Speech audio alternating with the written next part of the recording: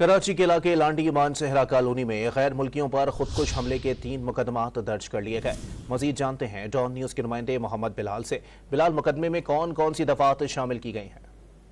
जी बिल्कुल, देखिए लांडी शराफी coat Mansehra colony में दहशतगर्दी का एक नाकाम वाकया पेश आया था, जिस पर सिटी हुकाम की जानिब से 3 मुकदमात दर्ज कर लिए गए हैं। मुकदमा SHO शराफी कोट अरशद अवान की मुद्दत में दर्ज किया गया है, जबकि मुकदमे में दहशतगर्दी, कत्ल, इक़दाम कत्ल, एक्सप्लोजिव एक्ट के तहत समेत दीगर दफात शामिल की गई हैं और मुकदमा दर्ज कर लिया गया है। जबकि मुकदमे में हलाक दहशतगर्द की शनाख्त सुहेल अहमद के नाम से बताई गई है। मुलजिमान के कब्जे से एक लाशन को दस्ती बम और सैकड़ों गोलियां बरामद कर ली गई हैं। मुकदमे के मतन में ये भी बताया गया है कि जो दहशतगर्द हैं उनके दीगर साथियों की तलाश भी शुरू कर दी गई है। शराफी कोट के मुख्तलिफ मकामात पर तफ्तीशी हुकाम की जानिब से जो है ऑपरेशन किए गए थे। ऑपरेशन में मुताबिक अफराद को हिरासत में लिया गया है। पुलिस हुकाम की जानिब से कहा गया है कि वाक़े के हवाले से मुख्तलिफ दावियों से तहकीकात का अमल शुरू किया गया है। तहकीकाती